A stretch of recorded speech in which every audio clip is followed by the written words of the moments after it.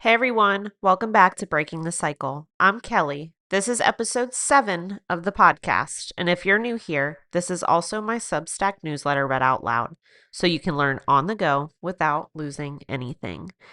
Every single week in my clinic, I see the same thing. Someone comes in with chronic pain that won't go away. We work on it, they feel better, and then they leave. 2 weeks later, they're back with the exact same problem. And when I ask them what they've been doing differently, they list everything: stretching, working out, eating better. And then I ask the one question that changes everything: but are you resting? Silence. Today, we're talking about recovery and why it might be the most important thing you're not doing. Let's get into it.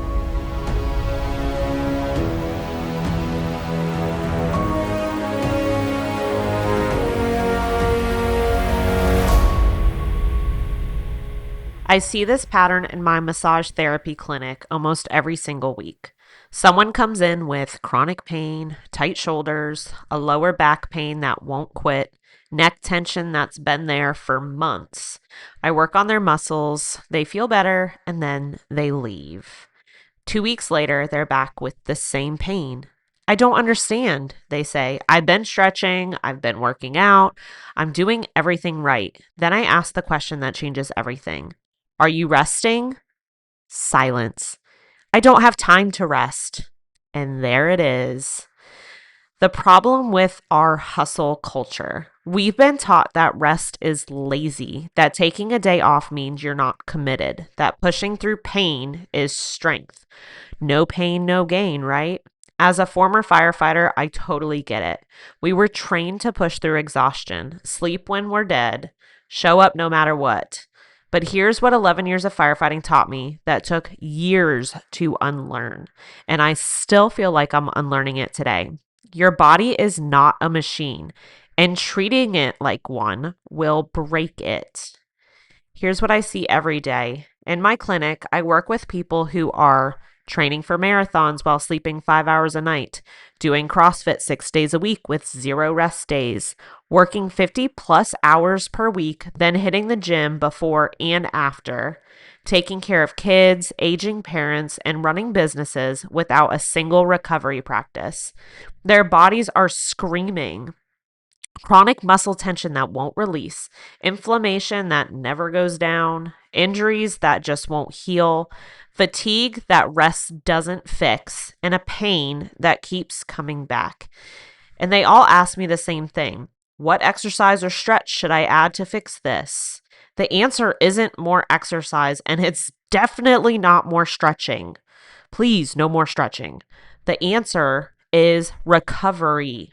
What recovery actually looks like isn't just taking a day off. Recovery is the active practice of helping your body repair, rebuild, and adapt to stress. Think about it. You break down muscle fibers when you strength train. You create micro tears when you move intensely. You deplete energy stores when you're active. And you accumulate metabolic waste products during exercise. If you don't give your body time and resources to repair those things, you don't get stronger. You break down. Here are some types of recovery you can be missing out on. Number 1, sleep, which is the foundation of everything. I covered this in detail in my post about waking up at 3 a.m., but let me say it again. Sleep is when your body does 90% of its repair work. During deep sleep, your body releases growth hormones, which repairs muscle tissue. Your brain clears metabolic waste, which prevents cognitive decline. Your immune system rebuilds, which fights inflammation and disease. And your nervous system resets to help lower that cortisol. So no sleep or poor sleep equals no recovery. Period. If you're training hard but sleeping 5 to 6 hours, you're not building strength. You're accumulating the damage. Number 2, active recovery, which is movement that heals. Recovery does not mean laying on the couch all day, though sometimes that's needed, and with a child, it's nearly impossible to even think about that. Active recovery means moving in ways that promote blood flow, reduce inflammation, and help your body clear waste products without adding new stressors. Examples could be walking, which is the most underrated recovery tool out there, gentle yoga or light stretching, swimming or light cycling, mobility flows, which is what I tend to do on the weekends, which is moving your joints through full ranges of motion. No weights required. Active recovery days should leave you feeling better, not depleted. I do this with my son every weekend. We go for walks, play at the park, move our bodies without any agenda. It's not exercise, it's recovery that looks like play. Number 3, myofascial release. What I try to do almost every single day. Your fascia, the connective tissue that wraps around your muscles, gets tight, restricted, and adhered when you sit all day, train intensely, experience chronic stress, don't move through full ranges of motion, lack in hydration. This is why your muscles feel knotted and why stretching alone doesn't fix it. Myofascial release reduces these adhesions and restores movement. Don't get all tied up in the buzzword of fascial training and all of that. Everything that you do with movement is going to be training your fascia. So, buzzword and buzzkill, don't fall for the hype.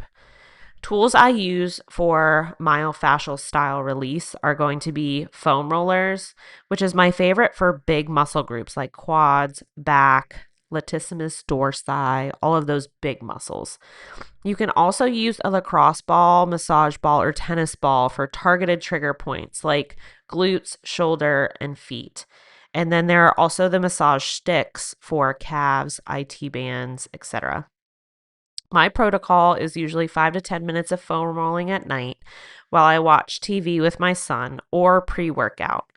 I hit the spots that are tight, slow and sustained pressure usually works, and I just breathe through it.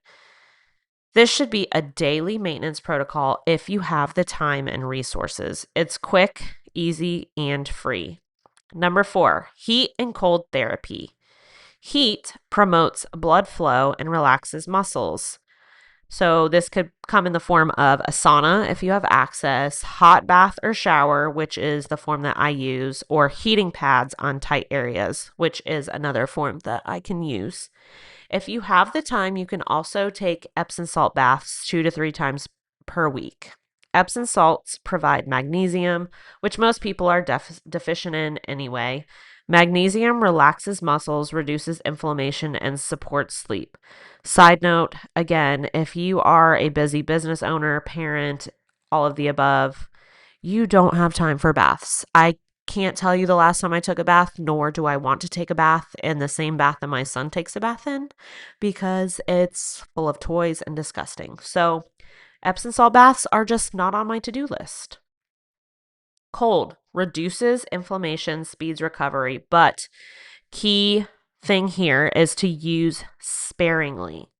Ice bath or cold plunge if you're super hardcore.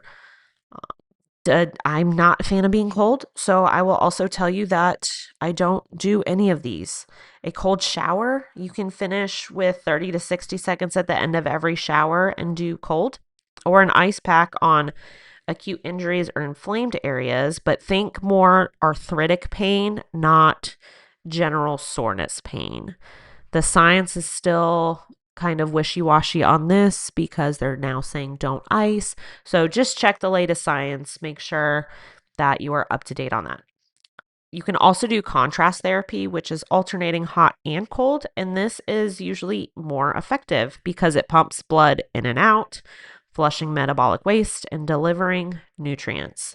Now, let me be clear here. Heat and cold therapy, I feel like, is a little bit more of an advanced recovery tool. I feel like most elite athletes, bodybuilders, anybody that is doing a bodybuilding show or a CrossFit competition or anything like that, that's usually when you're going to use like the contrast therapies and stuff like that.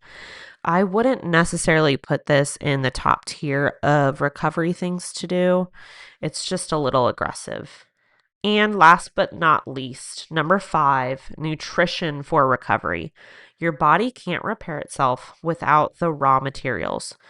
So, protein, you want to get about zero point 0.7 to 1 gram per pound of body weight daily, which also depends on your goals and how active you are. If you get this much, it repairs muscle tissue, supports immune function, and keeps you satiated. Healthy fats, especially omega 3s, reduce inflammation, supports hormone production, aids nutrient absorption, is really good for, again, like hormones, especially for women that go super low fat. They tend to lose their periods, which is not good. Colorful veggies provides antioxidants to fight oxidative stress, supports immune system, reduces systemic inflammation. Think eating every color of the rainbow. And then hydration. Your body weight in pounds divided by 2 is the amount of ounces of water you should be drinking daily, and then more if you're training hard or it's super hot outside. If you're training intensely but eating inflammatory processed foods, and not getting enough protein, you're really working against yourself. Number 6, nervous system downregulation. This ties back to stress management, but it's worth repeating. If your nervous system is stuck in fight or flight mode, your body can't recover. And to be completely honest, over half of my clients at my massage therapy clinic are probably stuck in fight or flight mode.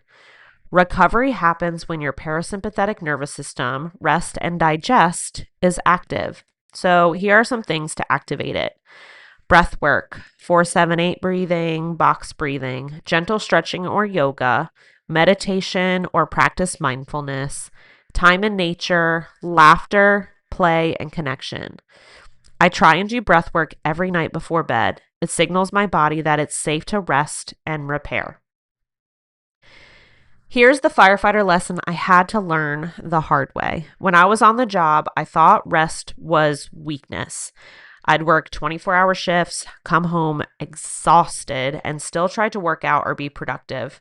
My body started breaking down. Chronic injuries, constant fatigue, immune system tanking, feeling puffy and bloated always. I thought I just needed to push harder, train smarter, eat cleaner. What I actually needed was to rest. The crappy part is I didn't really learn all of this stuff until I was already gone from the fire service. Once I started prioritizing sleep, adding recovery days, foam rolling consistently, and giving my body time to repair, everything changed. I got stronger, my injuries healed, and my energy came back. The missing piece wasn't more effort, it was recovery. And side note, I always wondered what it would have been like to have learned and incorporated these tactics while still on the job. Would I have been able to stay longer, recover faster? They didn't teach us any of this in fire school, but I feel the shift coming for all of you first responders. What my dad didn't do. So, my dad is 65 and he's dealing with the beginning stages of some medical issues. But here's the deeper thing his body had no resilience to handle all of the side effects that he's experiencing. And why is that? Because for decades, he didn't prioritize sleep.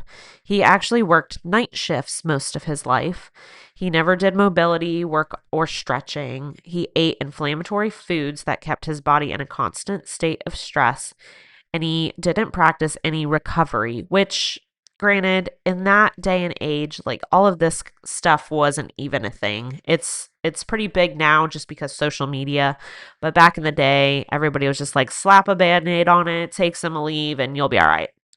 His body had no buffer, so when the antibiotics damaged his tendons, he had nothing to fall back on.